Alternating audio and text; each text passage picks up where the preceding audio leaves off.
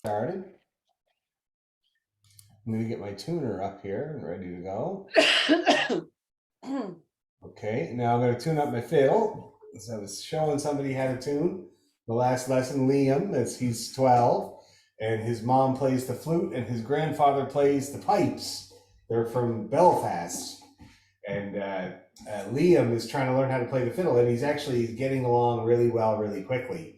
I think it helps that his mom plays the flute and he hears the melodies, because he picked out Twinkle Twinkle all completely by himself, which is extremely good sign for first going off. But I was showing him how to tune, and it usually usually makes my fiddle way out of whack. So I'm just going to take a look at it.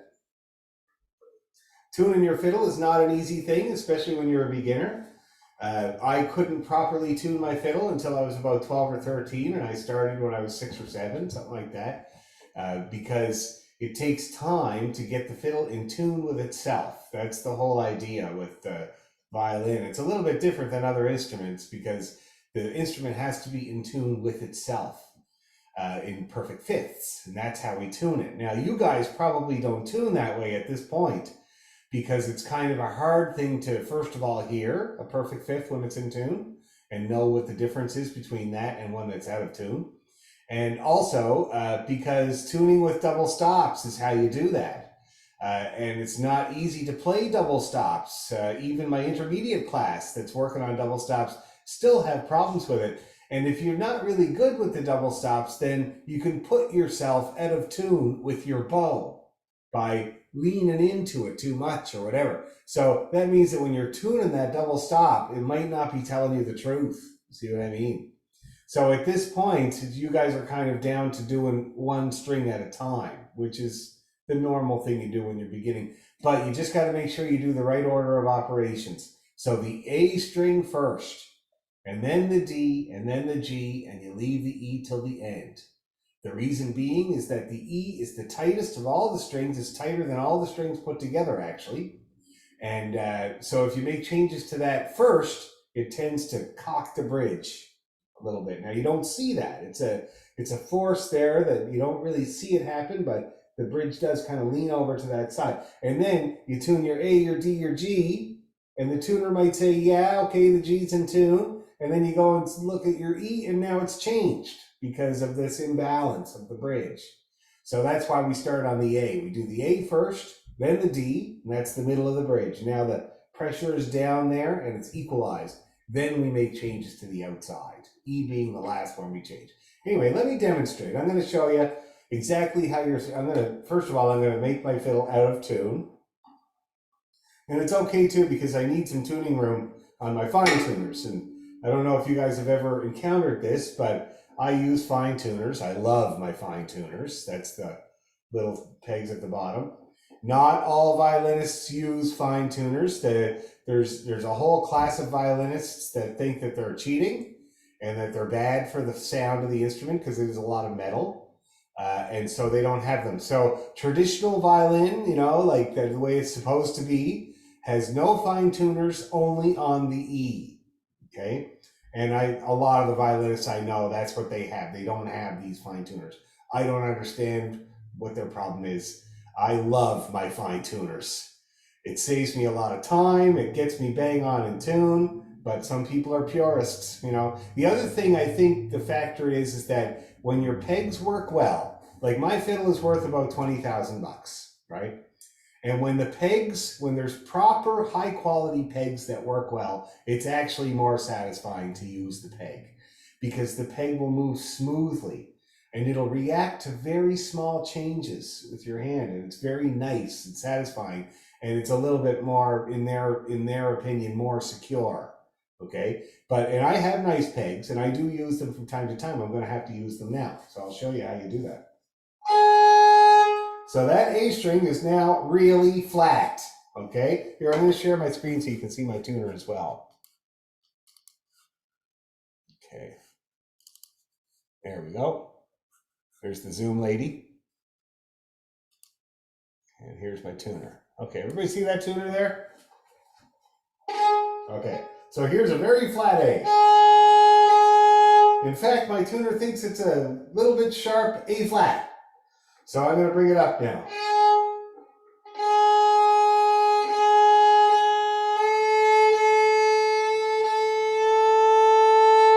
Okay, now you see I just about got bang on with my peg there because it moves very smoothly. Could you hear how the pitch very smoothly went up there with my peg, eh? It didn't go it didn't jump, it very smoothly went up, and that's the way a peg should operate. Okay, now I'm going to use the fine tuner to get it bang on.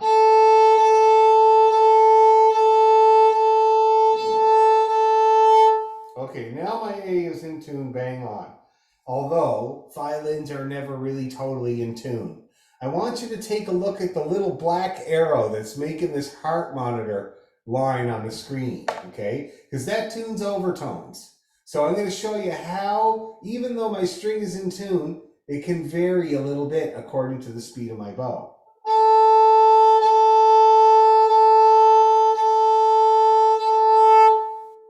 Now you see it dance around there, eh? It dances around the middle, and if your string is in tune, then it'll dance around a bit, but then eventually land back on the middle. And that's a string in tune. That's what it looks like when a string is in tune. I'm going to show you again.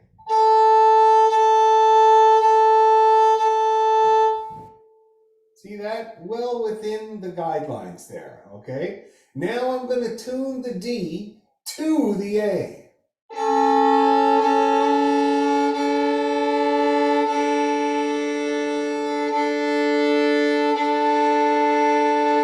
Now, gotta adjust that.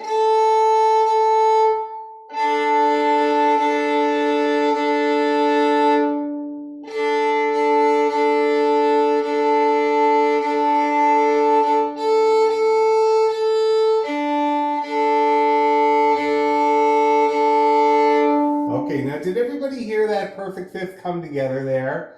Well, I'm going to show you again because that went kind of quick. I'm going to do it one more time. I'm going to detune it. Now that's really flat, and I'm going to bring it up to meet the other string.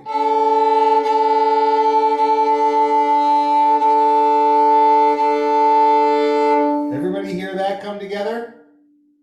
Yeah, it's kind of unmistakable once you listen for it. Here's the G.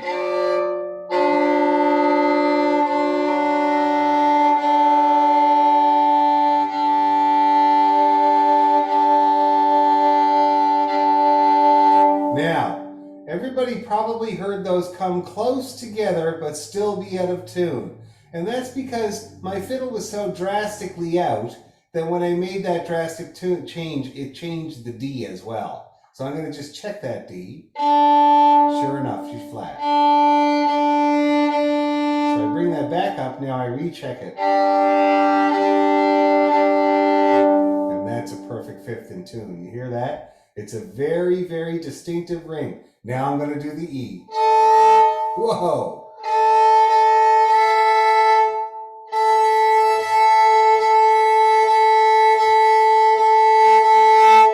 And that's another perfect fifth in tune. So, did everybody hear how I did that? I get the A in tune using my tuner, and then I play the A and the D together, and I bring the D up until I hear that perfect fifth come in.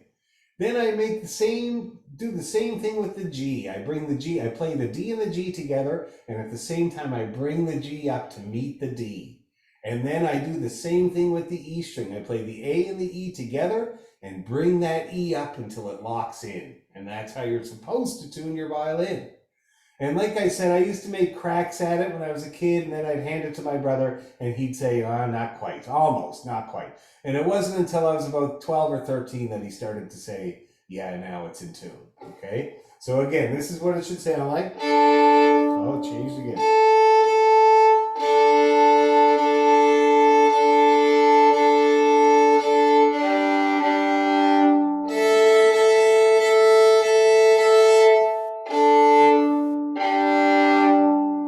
In-tune fiddle. Everybody get that? Any questions about that, about tuning the fiddle? Anything at all? Yes. Is that an app that you download? Yes. It's there's thousands, probably millions of tuning apps. Okay. I use one that's called Tunable, without the E, Tunable. Okay. Okay. And I learned about it from my wife. It's very simple and it's very easy to follow because the screen fills out green. And one of the challenges of playing in tune on the fiddle is not only to play a note in tune, but to keep it in tune the whole time you're playing the note, right? From one end of the bow to the other. Tunable is great because as you do that, it fills out more and more. The screen being green. I'll show you again here. Get it up here. And then share the screen. Yeah, so when I'm playing a note in tune, see that? It fills out the whole screen. And if I let it go flat while I did that, it would not.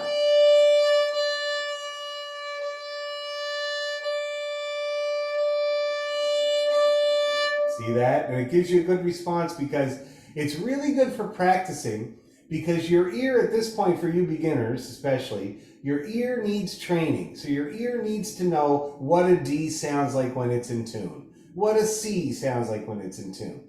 So that means that when you're playing the note and getting it in tune and your tuner is telling you, yeah, it's in tune, you got to let that time go to give your ear the chance to register, oh yeah, that's a D or that's an A. Then it really starts to learn. So that's why I like the response of this tuner, because if you wait for that screen to fill out, your ear has gotten the message for whatever note you're trying to tune. Okay? Yeah. Any other questions about tuning the fiddle? No, yes, Stephen, yes. When you play the double stops, when you play, the double stops with the fifths, does the tuner pick up, which note does the tuner pick up? So if you're doing the A and the D, does the tuner pick up the A or the D? I'll show you there, Stephen. That's a very good question. Now, with this particular tuning app, I find that it picks out the one that's at a tune, which is handy. It's really good. So I'll show you what that looks like now. Oh, I better get rid of this. Hey, Sylvia, how you doing? We don't know how to connect these to Bluetooth. Oh, it was connected? They're not connected anymore. Okay. I turned on the. Did you turn them on? Yes. I don't know how to. Okay, just 1 second there, guys. Sorry. She's doing podcast cleaning of her room. I'm almost done cleaning. Oh, yeah? Mhm. Here. Yes. Well, that's good. Okay, you're good. You're connected. Okay. Now, so watch this. I'm going to play the double stop. And I'm going to make my D string out of tune.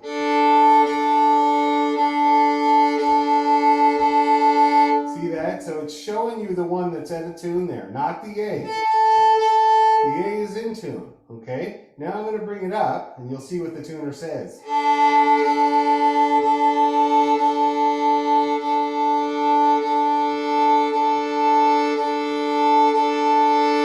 So it's showing the D there, and usually when you're playing a double stop and it's in tune, it'll show you one or the other, but it'll stay green. As soon as one or the other go out of tune, it shows you that one.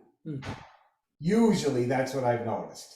So, and I noticed that from playing in my studio with people. So when the two of us are playing together, if the student is out of tune, then the tuner will register that, and it'll leave me alone, which I find very handy as well. Okay, good question though.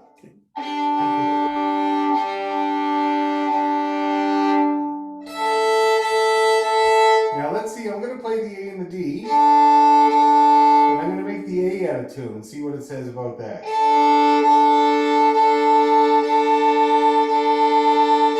Now it's still showing me a D, but it's showing me how much my A is out of tune.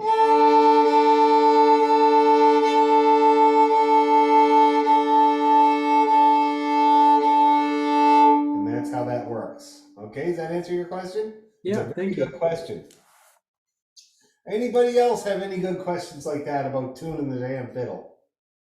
It's not easy, that's for sure. No, that's good? Okay, good. So let's work on our intonation. Let's do a nice scale and arpeggio. What should we work on tonight? Maybe we'll do A to start off with. I'd like to play Rosebud, and I'll play a few of those other tunes and see how they go. So let's do A.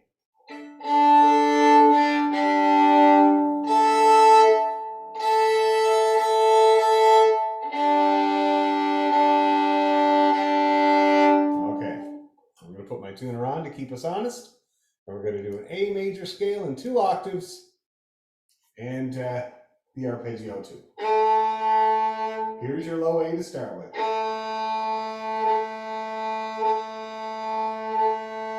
Okay, ready, slow.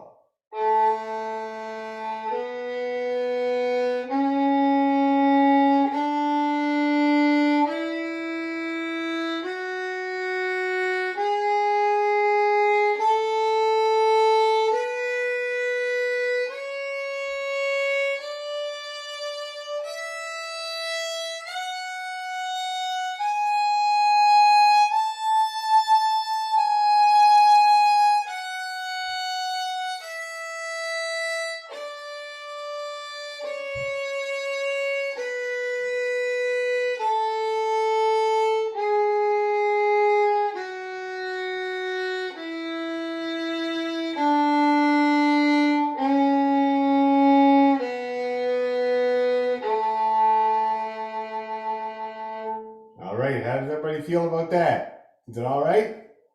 Let's do it. Do the arpeggio. Let's try the arpeggio, nice and slow again. Ready, go.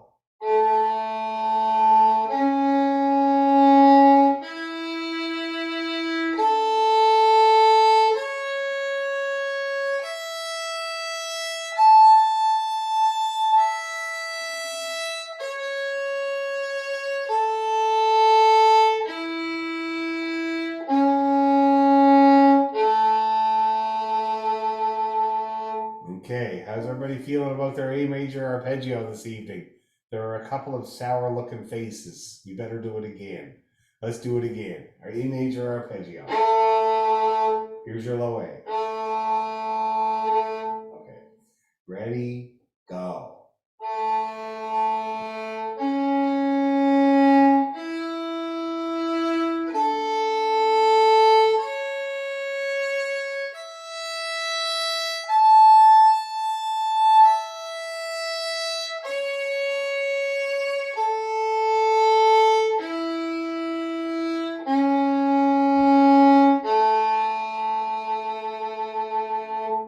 All right, how are we feeling that time? Better?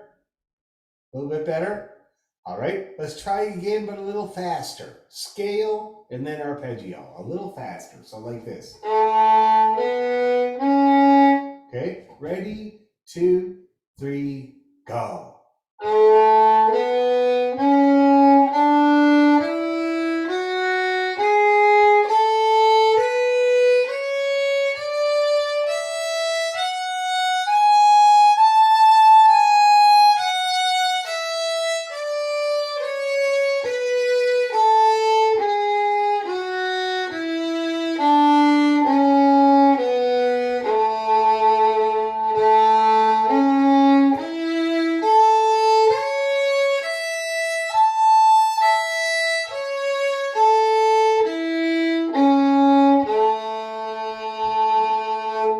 Woo! Okay, now I was not perfect. I had 2 notes drastically out of tune, and one of them was because when we did the arpeggio, I usually do this big flourish to show you we're starting the arpeggio, and it made my C sharp flat. Okay, and the way that it did that was that my bow heaved into it too much, and the tuner just went because your bow can put you flat if you slow down drastically or lean into it too much. It can drop the pitch on you a lot. Okay. Let's do, how about you guys? I want a report. All right, anybody give me a report how you did with your A major scale and arpeggio. Yes, Heather. So my report is not landing right away when I do the arpeggio, A2 and OE, landing them on the way back. Yeah. Now that's like, so you mean getting it right on the first try? On the way up, it's fine, and then coming back, It's a problem. it's Now, hit and miss. It, it depends on the day, I guess, but there's a lot of times where if I just landing some notes on some days just will not be very forgiving. Like just doing the scale, the low A twice was giving me a hard time. The third time round, if I finally got it. So. And which way were you when it was giving you a hard time? Which way were you, flat or sharp? Oh, good question. I think it was flat. Most people, now I'm going to tell you the tendencies, okay? Most people, most what I call you guys adult learners, most adult learners play flat. 9 out of 10 of them play flat, okay? I had a couple of people play sharp. One lady who was from Newfoundland had very long neck and very long fingers, and she was chronically sharp. But that's about all. Most people play flat, especially on the way down the scale or the arpeggio. Descending is a lot harder than going up. I don't know what it is. I think it has to do with the ear. I think the ear doesn't mind stacking up notes, but it doesn't like coming down. It's like, I always liken it to going down a ladder backwards. Like your foot knows there's a rung there, but it just keeps kind of looking around for it, you know? And I think it has to do with that. Now, in my experience, most people, especially in the key of A, do not have enough of a spread between 1 and 2. Okay. Also, when you're doing that arpeggio, you want to make sure you put both fingers down to get that C sharp, not just the 2. If you look for that note with just the 2, could be anywhere. It's really hard. It's like precision bombing. You can't find the spot. If you put both down, it gives you a little bit of a reference. See that? And remember, there's a note between C sharp and B. It's C natural. Leave room for the C natural. Okay? Now here's how I make people work on that move.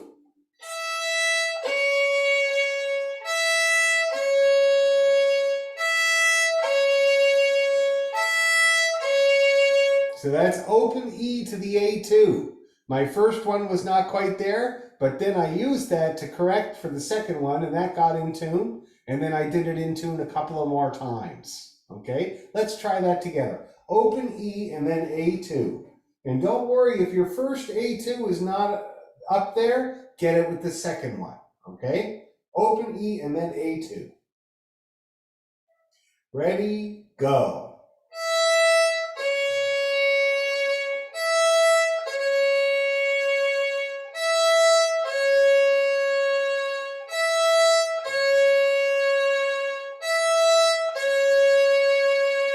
Okay, now how's that coming out, Heather? Is that, you having a little bit more success?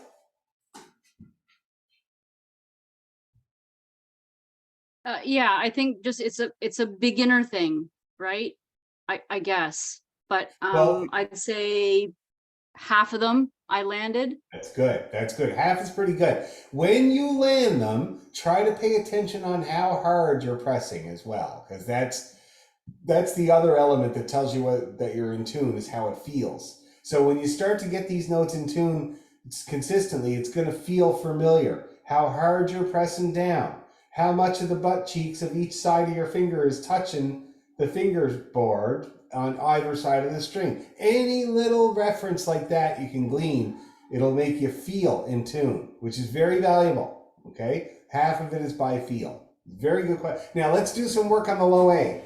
I call these exercises drop downs, and it's where you play the open string and then you attempt your first finger and see if you're in tune. Now my first attempt there was a little flat. I was doing that on purpose. So now I know the next time I do it, I'm going to press a little harder and it's going to be bang on. Bang on, look at that. Now I'm going to practice it getting bang on.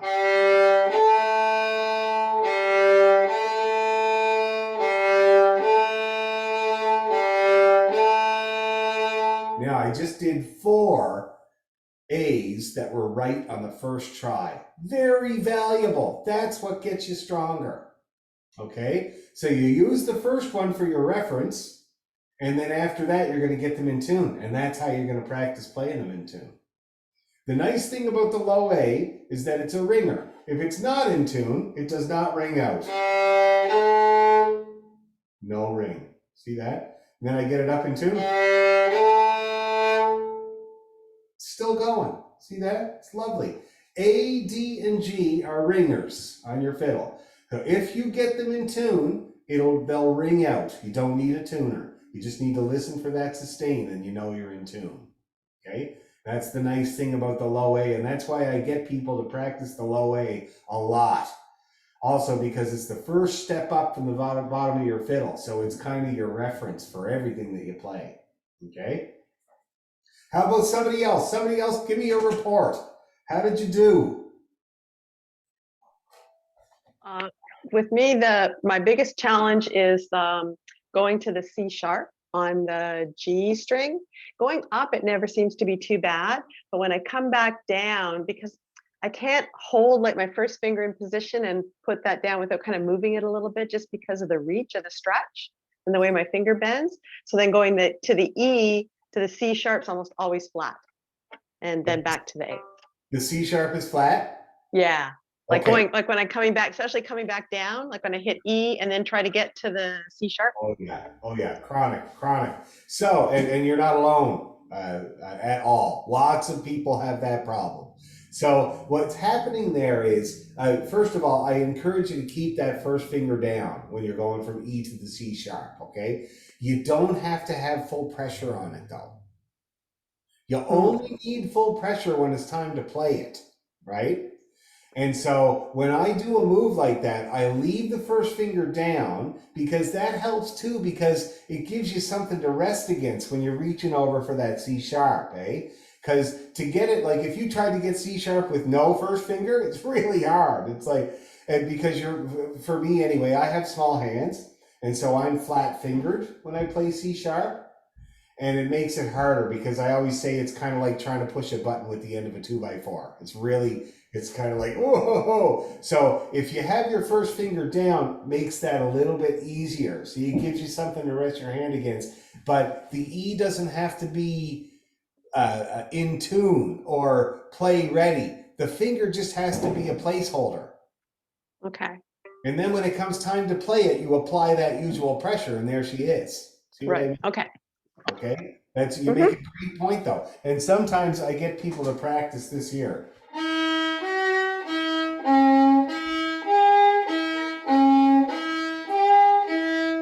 You know, just to make that move so that you're more used to it, more familiar with it. Okay, and it's called pivoting, and you can do it in all keys, and it's a really good thing to practice.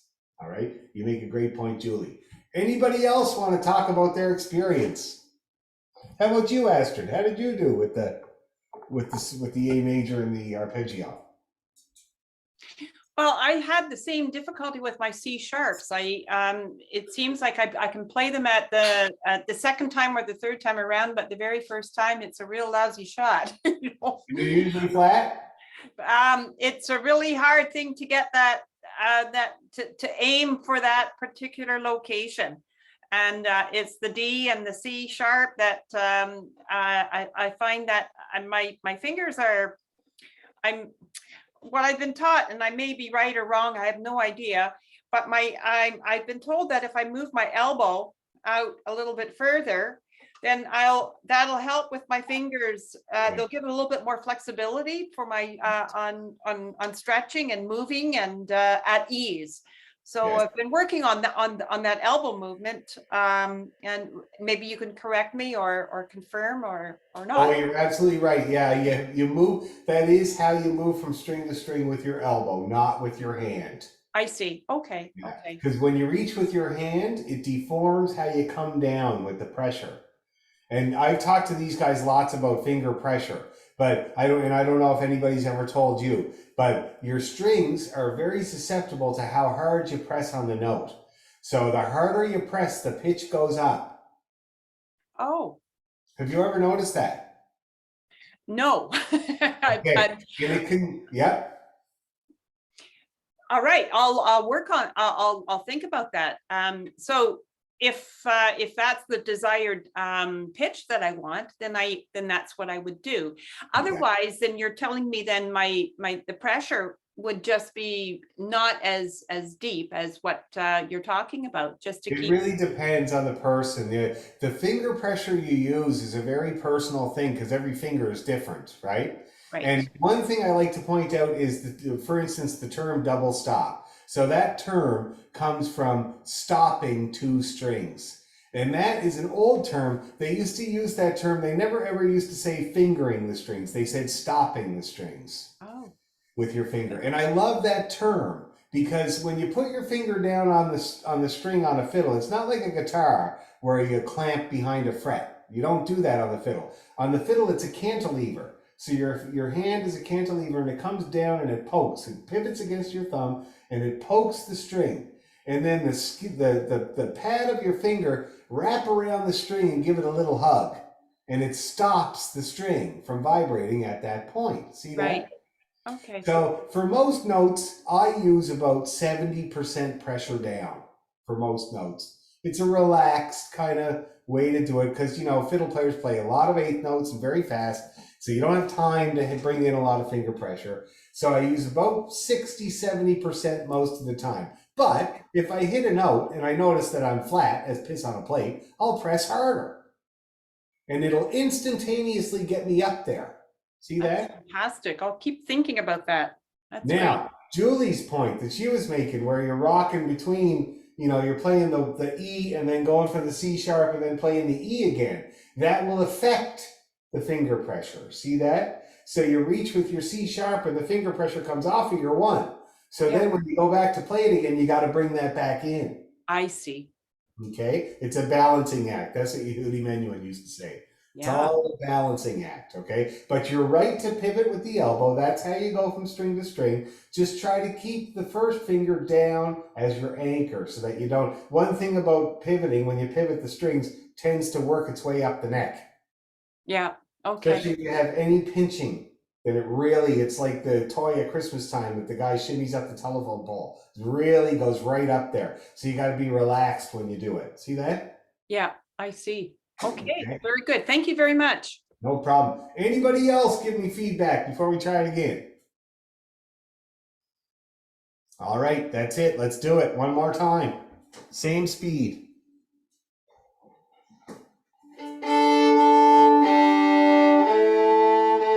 So here's your low A. Here we go. Ready, go.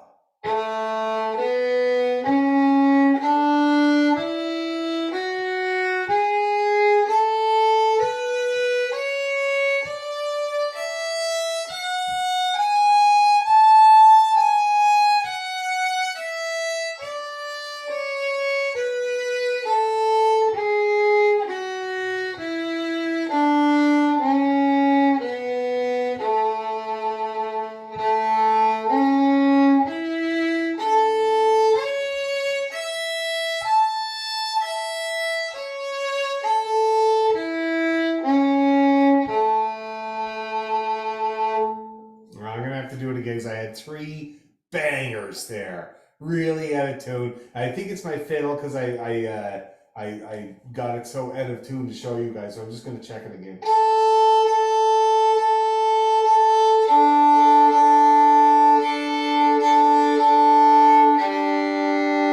Yep. Okay, one more time. Now make sure when you get that low A in tune, make sure it's not only in tune because you're pressing really hard or leaning really far forward or backwards. Make sure it's comfy. Ready, 2, 3, go.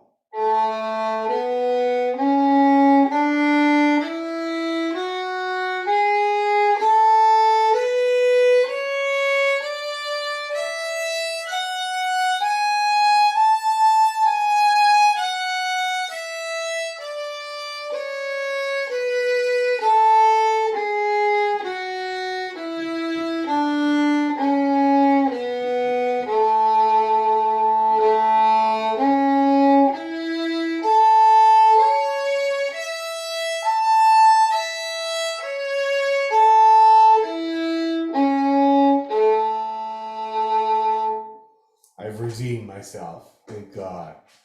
Okay, now, so the video last week I played, and hopefully you guys played too, Rosebud of Allen Vale. Okay? How did everybody get along with Rosebud? It's like one of the first tunes I ever learned. And it's been a while for the rest of you guys. It's been ages since we did it. Like, has to be at least a year. Because I remember doing it in the rental house down the basement. And that was a while ago. So I'd love to try playing that. So I'm going to get it up on my screen and we'll just give it a go and then we'll talk about it. Rosebud. Here it is. J. Scott Skinner. I've been playing a lot of J. Scott Skinner lately. I was playing a tune there at the session on Tuesday and somebody was like, that's Skinner. I was like, oh, really? More? But he wrote a lot of stuff. There's a guy in Scotland. His name is Paul Anderson. He's a great fiddle player of the Scottish style. And when I mean that, I don't mean Cape Breton Scottish, eh? Because Cape Breton Scottish and Scottish Scottish are very different. The Scottish is way more of the classical side and a classical approach coming from Stirling University, whereas they say about Cape Breton Scottish that it's kind of frozen in time from like 1780 or something like that. And it's very rough and ready compared to the Scottish. And that changed. They say it came after Paganini, and around the turn of the century, in the mid to late 1800s, everybody wanted to be Paganini, including and Irish guys too, but not to the extent of Scottish guys. They really went for it, and that's when all the music got a lot more complicated, harder keys, different positions, all that kind of stuff, and that's what happened with the Scottish, is what they say. Whereas in Cape Breton, we didn't know about no Paganini. So we just kept, playing the jigs and reels as if we were normal. Anyway, okay. Rosebud, we're going to play it twice. Okay. Oh, 1, 2, 3, 1, 2.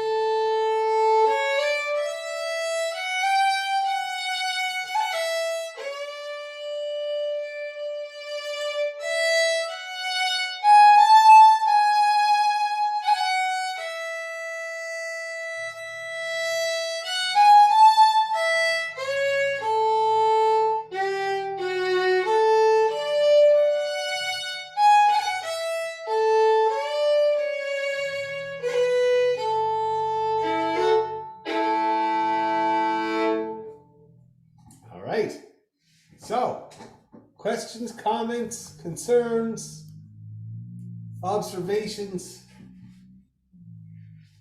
Anything like that? Quick Yeah. question, Dan. Yeah. I think there are some slurs in there. Do we play detache with some of the slurs?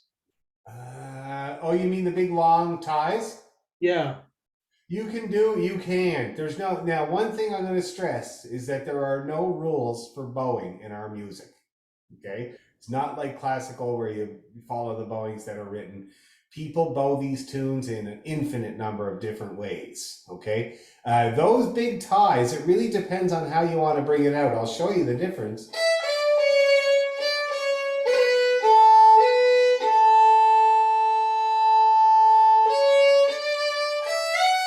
So that's with the tie as written, okay? Here it is without, which is what I tend to do.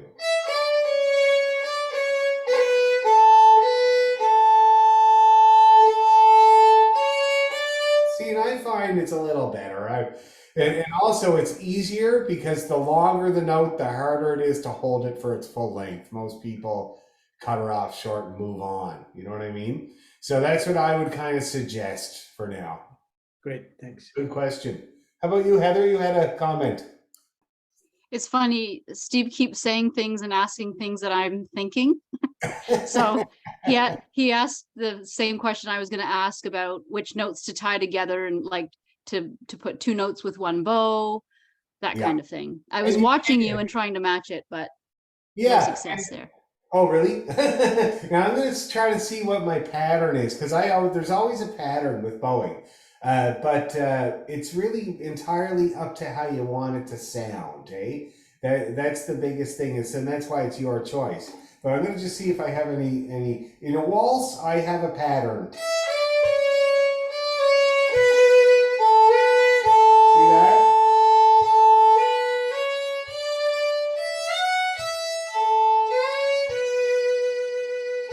And it's basically, it has to do with trying to be down bow, down beat. Because down bow is our strongest note. We've got gravity going for us and easier to move the bow straight on the down bow. So I try to use those for the down beat to make a good, strong start to the measure. And so I kind of gear my bowing towards that. If you look at the music, you can see some examples of that. If you look at, say, the first line, the 2/16 notes at the end of the first line have a slur over them. And that is what I would do. That's like a pickup. So, see that? That's a very common thing to do, slurring your pickup notes. And even at the beginning. See.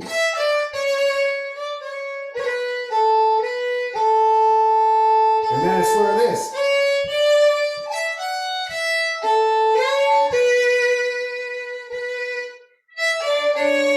See that? Just constantly trying to go, yeah. Because the up bow is the breath, right? And the down bow is the exhale. Okay? That's kind of the pattern that I tend towards when I'm playing an air. Good question, though, Heather. Very good. Any other comments? How did you do, Astrid? Is this a new piece for you? Have you ever played it before? No, eh? No, and I'm finding that I have a dog and she likes to bark, so I'm sorry, I apologize. But I just wanted to make a comment that some of the notes that were on this sheet of music that you sent to me are not the same that I'm hearing you play. So I went through them and I played around with them with my ear, and I was hoping to eventually get the notes right. And one of the corrections that I thought was 1, 2 on the second bar, and there's an A, and it's tied to an A, and then I thought I heard a B and then a C sharp. Yeah. And it's not on the music. And then on the next bar, I went from D sharp to E to F sharp, which was good, and then to an E, and then went to an A and then a C sharp, I believe, and then back to the B. Yes, that's right. So, and that's kind of, now, that's something you're going to notice with this music is that there are 100 versions of each tune, right? Okay, all right, that Oh, yeah. satisfies My Oh yeah, curiosity. and if you Okay. did, for instance, if you did I did this earlier with a different tune for a student. If you did the Google search for Rosebud of Alan Valo, an image search, you would probably see like this tune that I did. What was the tune now? I can't remember the tune, but it was the Scottish one as well, and it was hard to find. Oh, Margaret's Waltz. Have you guys ever heard of that tune called Margaret's Waltz? Oh, I think we should get it. It's not hard. It's an easy tune. It's kind of like this one. Anyway, and it's a Scottish tune, and I did a Google image search for it, and the first 4 images were different versions. So you run into it all the time. And again, you make your own decisions, about how you want it to sound. But what I was playing would be kind of the most prevalent version. And it's only a few notes different than what you're seeing. But get used to that. Yeah, you have to deal with it all the time. Oh, okay. So when we play the tunes that you're giving us, I mean, they're going to sound a little different until I get used to the way you play. And then that's I'll fine. probably match the notes that you play. I mean, why wouldn't I? That's exactly what you should do. And so me and my band, when we put together a set of tunes, we have to settle on a version, right? I see. Okay, I understand. Okay, And it's usually, now you make a good point, you're observant about where you see the changes, right? Because the changes in a version always happen with pickup notes and with endings. I see. Yeah. And that's how people change the music. So that's where you're going to notice these little things. And it's usually only a couple of notes different. And that's why it's good not to get too hung up on it, because it's just like maybe 1 or 2 notes, And if you can get a couple of versions, it makes you much stronger. Like, because I remember going over to Ireland my first time, for instance, playing with these 2 old fellas from Donegal, brothers. And they start playing these tunes. They're regular. I think it was like Chicago Reel or something really. And I'm thinking to myself, I thought I knew that tune. But it didn't take long. Because I just listened for a few minutes and I realized, oh, it's there. It's just a little simplified. And in the case of these old fellas from Donegal, they had just simplified it. See what I mean? Yeah, I understand. That's pretty funny though. Boy, that's really funny. Oh yeah, it's like an accent. It's a musical accents. Yeah, Okay? I understand that. Thank you. No problem. Any other comments before we try it again? All right, let's do it. And we'll play it a couple of times and there's repeats. And this particular version I found online does not have repeats, but we repeat each part, just like every other fiddle tune in history. Okay, here we go. 1, 2, 3, 1, 2.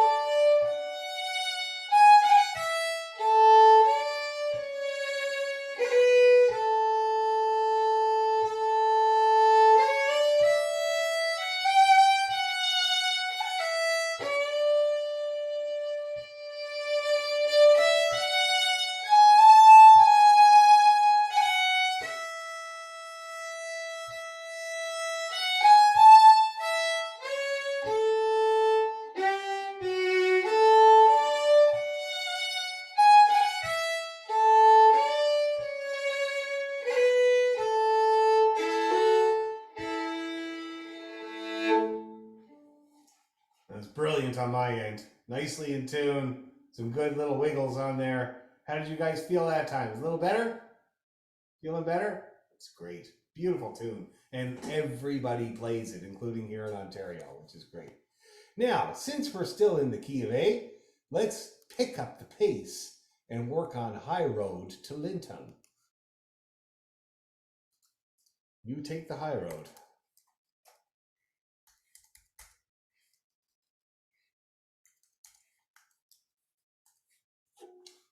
High Road to Linton. And we used the one out of Sandy's book, I think, if I remember correctly.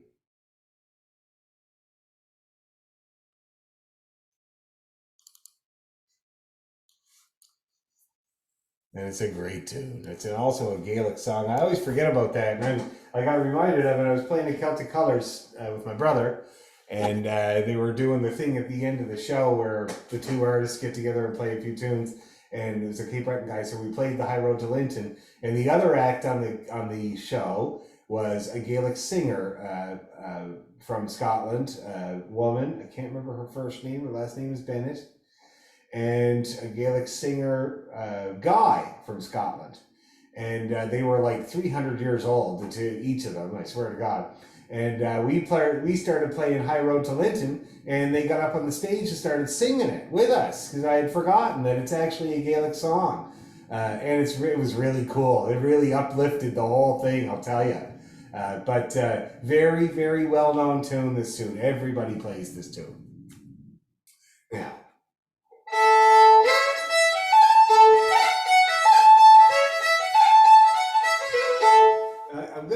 I have to get reminded of the version that we're using. Are we using the one out of Sandy's book?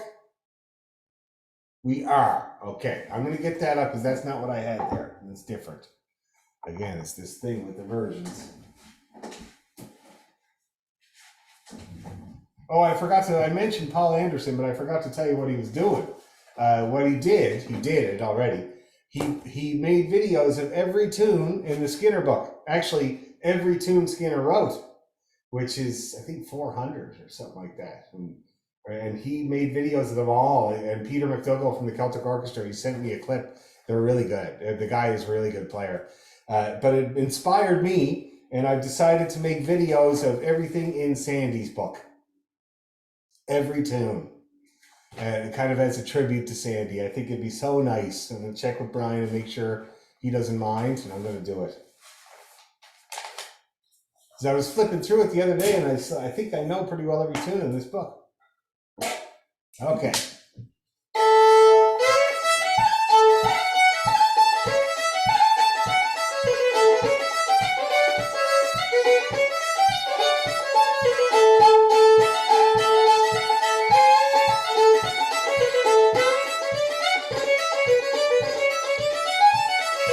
How come you guys aren't playing? What's going on? Okay, let's give it a try. Not too fast. Let's do it something like this.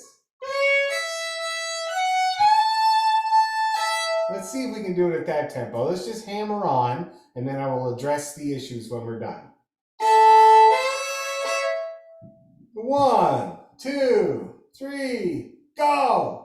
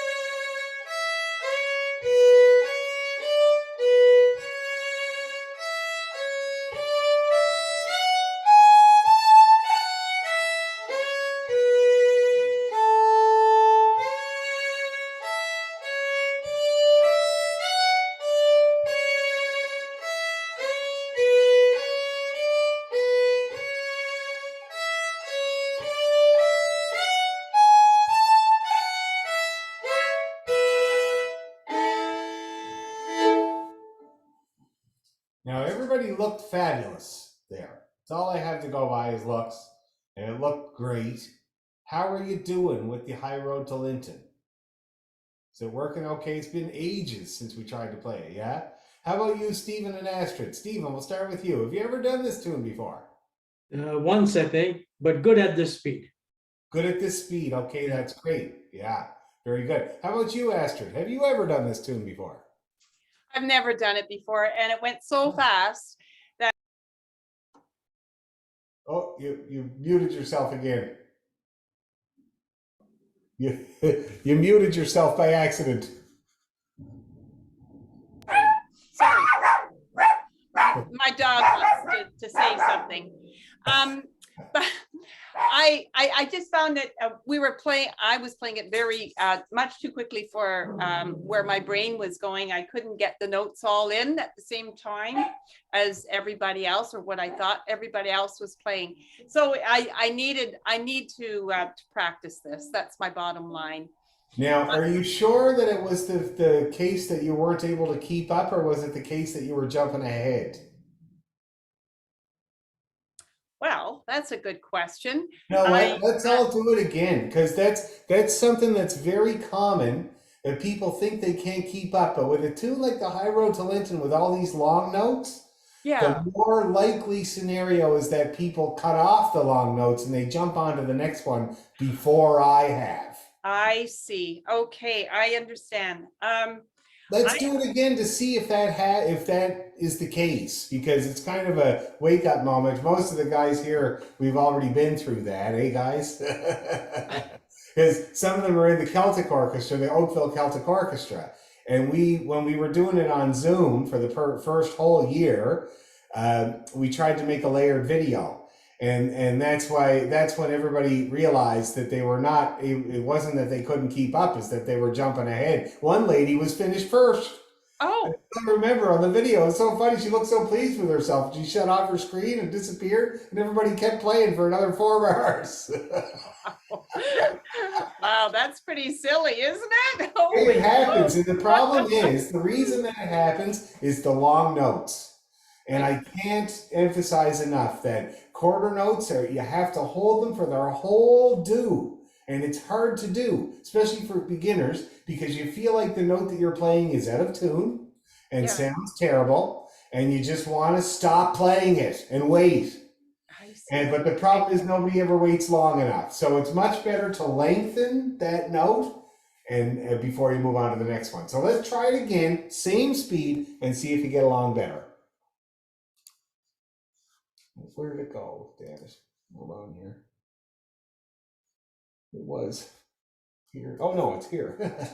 It's the real paper version. I got confused. Okay, here we go. Same speed. 1, 2, 3, go!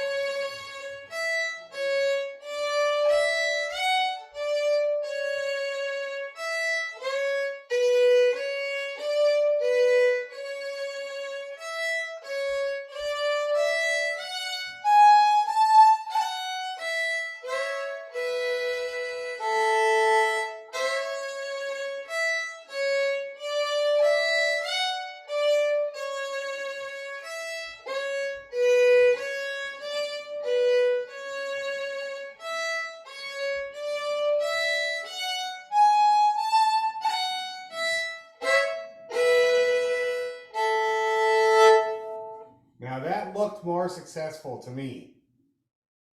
Did it feel more successful? Oh, good. That's good. That's great. That's a big teaching moment for a lot of people when they realize that it can help a lot of things. All right, that's great. Now, I'd love to try going faster if it's a possibility at all. Okay? Not much faster, just a bit. So I'm thinking maybe kind of like this.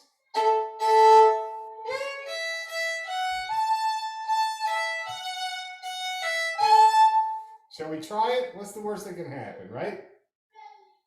I'm very thrilled because my boy just got back from his Taekwondo belt test and he passed the test. He is now a 1-stripe yellow belt Taekwondo artist, which is pretty cool. It's a couple of attempts at it, so I'm really happy about that. Okay, here we go. Tiny bit faster. Well, something's not fair for my little girl, but she feels a lot of things are unfair. 1, 2, 3, go!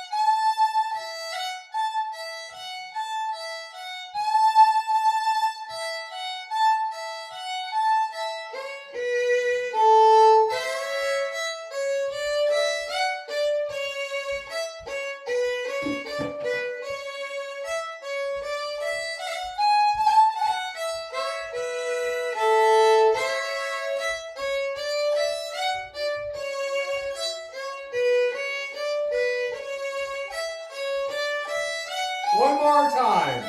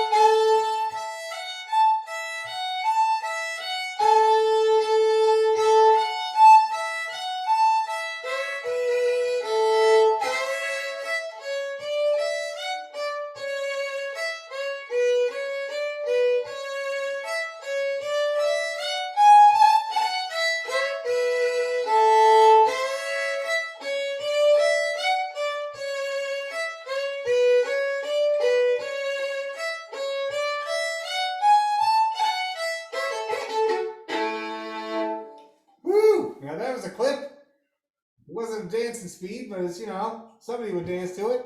How did we get along? How about you, Stephen? How did you get along at that speed? You're muted.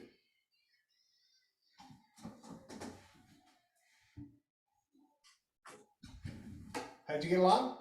Yeah, I think I have a problem with the second line, especially when the G comes in. Yes. Yeah. The Done. second line of High Road to Linton is absolutely the hardest part of the tune. Now, I call it, I don't know if this helps. It's helped some people, but I call it a game of odds and evens. Because if you look, the first four notes are 2, open, open, 2, the even number fingers. The next four notes are 1, 3, 3, 1, the odd number fingers. And then we're back to the even number fingers. Open, 2, 2, open. See that? And then we got the ones. 1, 1, 1, 1. And then evens again. 2, open, open, 2. And then odds again. 1, 3, 3, 1. Do you see how that works there? And back in the Royal Conservatory days, they referred to one half of your hand and the other half of your hand. See that? The odd number fingers and the even number fingers. And it's a really good idea to get used to because so many tunes do that. Like I can think of 100 tunes off the top of my head that do that game of odds and evens. Okay, it's also a factor of arpeggios. So when you do an arpeggio in 2 octaves, when you do an arpeggio in 2 octaves, one of the octaves is always going to be one odd or even number fingers, and the other octave is going to be the other. See that? So for instance, we did A major earlier. So the lower octave of A major is 1, 3, 1. The upper octave is open, 2, open. See that? And if you kept going, it would follow the same pattern if you could. Anyway, a G arpeggio is opposite. It's open, 2, open, and then 3, 1, 3. So that's the way arpeggios work. So that's why it's so good to get used to that idea. And I don't know if you guys have ever tried doing this, but it ain't easy. Let me tell you. Put your 1 and your 3 up. Yeah. And then put your 2 and your 4 up. Yeah, there you go. Now put your 1 and your 2 and 3 up again. And your 2 and your 4. Is this hard or what? Hey? And when the notes are flying, when the 8th notes are flying around your helmet, being able to do this is going to come in really handy. Okay, and I'm getting good at it now, all these years. My God. But it's not easy, and it's a good thing. But that part there, the second line, is exactly that. So 2, open, open, 2, 1, 3, 1, 1. What is it? 1, 3, 3, 1, 2, open, open, 2, 1, 1, 1, 1, 2, open, open, 2, 1, 3, 3, 1. See that? Like that. Okay? That's what it takes to get used to that part there, Stephen. So doing it on its own, very good exercise for 100 tunes. Okay, Okay? great, thank you. No problem. How did you get along, Astrid? You're brand new to this tune, so how did you get along with the faster? I liked it playing it faster, but I felt like there was a dance going on the faster I was playing it, and I could understand where the tune was going. I think if when we play the tunes very slow, it's good to practice, but I think I understand where the music is happening when You're the whole thing goes absolutely very right. quickly. Yeah. When you go too slow, it's hard. It's kind of like seeing the forest for the trees, right? It's sometimes hard to hear that melody going by when you go so slow. Some people actually do find it easier when you go a little faster, and that is the idea. At a certain point, you'll find it actually easier to go faster. Okay, good. I'm glad. Something to look forward to. And the other thing about going a little faster is that you have less of that problem of having to wait with the long notes, right? Because it's a Right. shorter wait, so you're less likely to do that cutting off. See that? Right. I'm But very that's why conscious it's of those good practice to go slow, so that Okay. you do hold out those notes, and then when you're going faster, it's easier. Okay? Yeah. So that's a good sign to hear that. It's really good. Now, how about you other guys? I know that this is a resurrection of a tune. So how is Lazarus doing anyway? Does he still look terrible and all rotted and stuff like that, or does he look pretty sharp? Oh, that's great. Okay. All right, now let's leave that one for now. Let's move on. Let's change keys. So we're going to try now. I was thinking about the Irish Washerwoman. All right. And the reason I'm thinking about that tune is somebody mentioned earlier the difficulty of reaching over with a C sharp when you got your one down, right? Irish Washerwoman is exactly that process and a really good way to work on it as well. So let's practice that a few times slow and then pick her up. Let me get it on my screen so I don't play a weird version.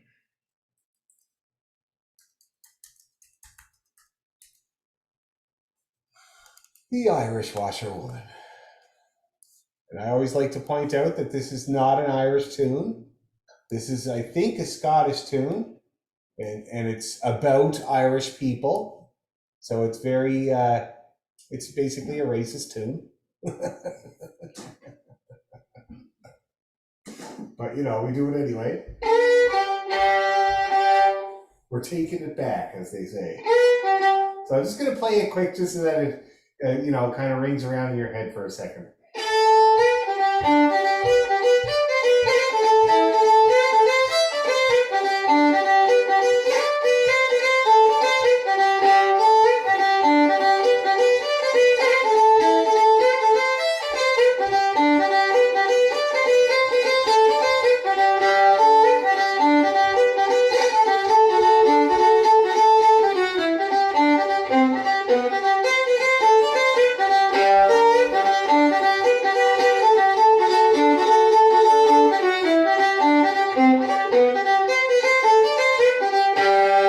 That's the Irish Washerwoman. And I don't know if you know this, but it's also a dance. It's a Highland dance called the Irish Washerwoman. And it's hilarious because it really is stereotypical. There's a couple of times where she shakes her fist, you know, and it's supposed to be that she's shaking her fist at her pathetic husband. You know what I mean? Like the picture Andy Capp with the wife with the rolling pin. You know what I mean? It's supposed to be like that. Actually, I think I saw one time a dancer do it with a rolling pin. So it gives you a picture while you're playing the tune, you know? And that move that they do with the fist, it's at the ends of the phrases. Dee-do-dee-da-dee-dee-do-dee-da. See that? That's how they end each phrase. So it's kind of funny. And I like thinking about that when I play a tune because this is dance music. So it's good to think about that while you're playing it. Anyway, let's go slow because it's not that easy, okay? And this is going to be practice for you, Julie, with keeping that one down without too much clamping pressure and then using it when you need it, okay? So let's go like kind of like this.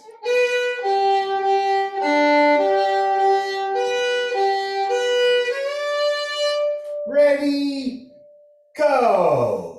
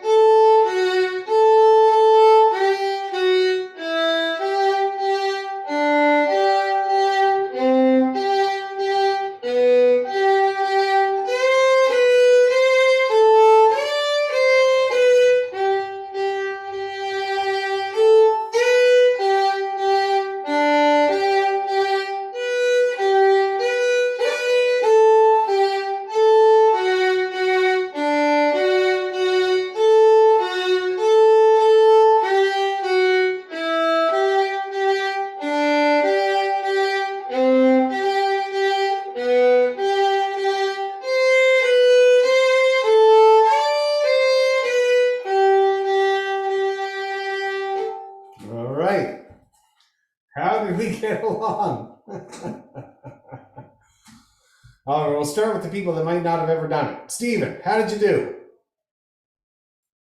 Oh, it went well. Oh, good. That's great. Yeah, excellent. Okay, well, we're going to up the speed, so don't get used to that feeling, all right?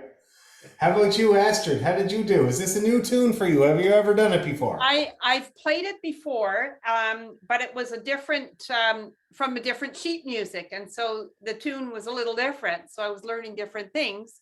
Right. But I just wanted to focus on that C, the low C. It was always a challenge just to get that finger down low enough, I suppose, if that's Okay, let me tell you about the low C. yeah. So it's a C natural, first of all, and it means that your two fingers are close. So have you ever heard of first position? I have. Okay, so that's the first spacing that we use with our fingers on the fiddle, right? A space between the nut and the one, because there's a note there between those two. A space between the one and the two, and no space between the two and the three. So that's first position. With the first move, the first change you make to first position is to put the two down here, and that's what you're referring to. I see. Okay. Okay, now for a lot of people, it really depends on your hand. So I always use myself as an example. So for any of those notes now, and we're talking about low two notes are G on the E string, that's a low two note. The nice thing about that note is that it's a ringer note. See, it's still ringing when it's in tune. When it's out of tune, no ring. Okay? So that's the nice thing about the G. When I have my high G in tune, my fingers are touching. Are touching. Yes. Now, there are three possibilities depending on your hand. Okay? The three possibilities are touching, occasionally touching, and not touching. Okay? If you have slender fingers, you might be not touching. There might be a tiny gap there. And so the thing to do is to pay attention when you're playing your scale, G major scale. You get your one nicely in tune, your tuner is shining green at you, saying, yeah, good to go. And you get your two down, and it's also shining green at you. Then you stop and you take a look. Am I touching? Am I occasionally touching? Or am I not touching? And when you discover what it is for you, you're going to be more likely to get those notes in tune, okay? Wow. Now, the C, unfortunately, is a dead note. Even when it's in tune, it gives you no reward, no ring, no nothing like that. Here's a C natural in tune. Here it is flat. Here it is in tune again. Tiny difference, tiny, almost imperceptible difference. Unless I did it side by side, you wouldn't tell the difference. See that? Here it is in tune again. Here it is sharp. Here it is in tune again. Also a very small difference. See that? So C natural takes extra work on the violin. You got to do extra listening, especially the one on the G string. That one is like my dad's teacher used to say, C on the D string, on the G string, even when it's in tune, it sounds like a fart. That's it. No ring, no nothing. See that? And if you hit it with any amount of too much force, it flattens like crazy because it's the G string. The G string is the loosest. So the C on the A string takes extra work. And then if I were to talk about the F on the D string, even more, F natural. It's a note we never play, ever, very seldom. And the same with on the G string, the low two on the G string is a B flat, very seldom played in our music. So for most people, they just don't know what it should sound like because they never play it. So it takes extra work, right? It takes extra getting it in tune and then looking and saying, yep, got it. And so those are just problem notes on the fiddle. There are more, but those are a few. Best bet for you is to pay attention to your spacing. Are you touching? Are you occasionally touching or not touching? Just Thank make you. note of that, okay? Yeah, Yeah. that's And we'll great. check in again next week. Now the veterans, how you doing with holding the finger down there, Julie? Doing okay? Yeah, mostly it's pretty good, but sometimes I forget to take it up when I need to take it up. So I try to play it somewhere else. It's like, wait, no, it's still back there.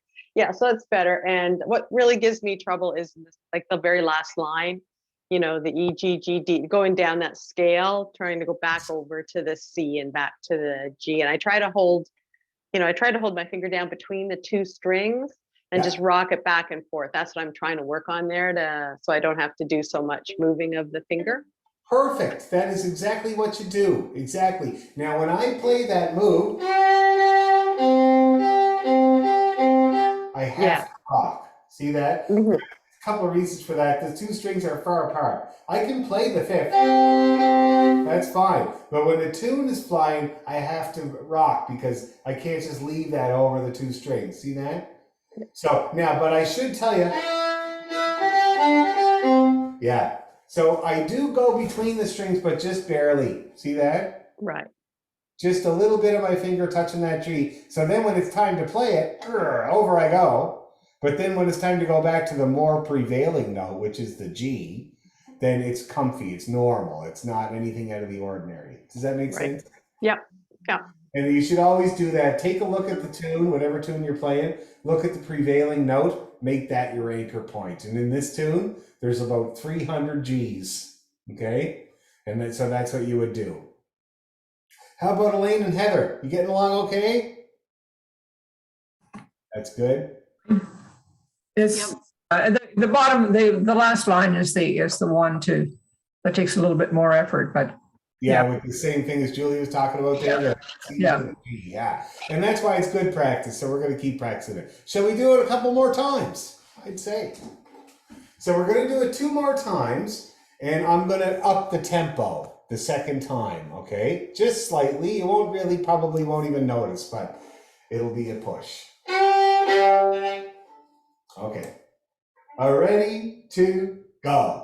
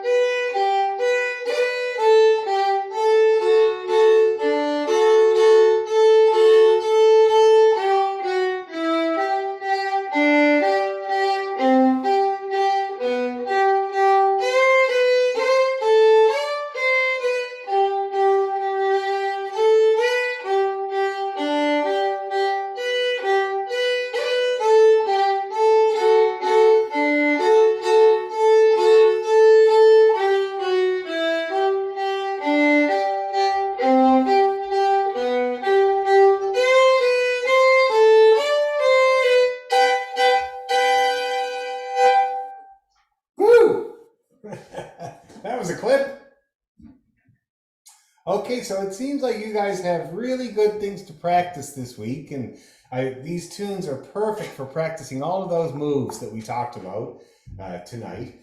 And next week we'll check in and see how they're all doing, see how that close two is, see how that pivot is doing, see all of these things that you guys talked about. We're going to check in on, and we're going to see if we can raise the speed a little bit more. We also have lots more tunes on our list. We have the Moreg of Dunvegan. Oh, that's a great tune, and it's a very typical beginning tune. We did it ages ago. We haven't looked at it for a long time. Drowsy Maggie, it's another one for the Irish. Very good practice with holding your finger down for a whole tune, your first finger. Very good practice in that. So we'll take a look at that. And then Off to California. And I don't know if you remember that tune. It's an Irish tune, a hornpipe. It's a great little tune. I'll just play it quick here before we're done, just to end on a cheerful note.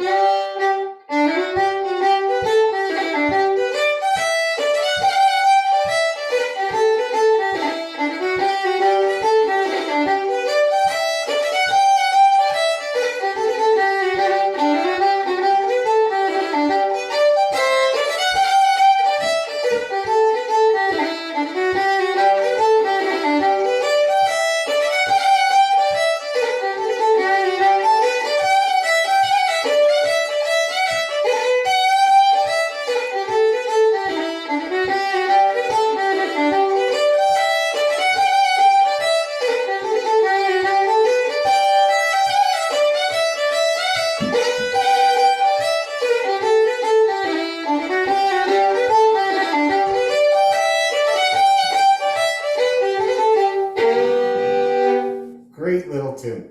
You can hear the Christmas in Killarney in there, right? The endings. Anyway, very familiar tune, but good practice in the key of G. So we're going to take a look at that. Okay? Thank you very much, everybody. We'll see you next Thursday. And thanks again for dealing with the videos. Thanks, Dan. Okay, bye-bye. Thank you. No problem. Thanks, Dan. Thanks very much. No problem. Not at all. Bye-bye.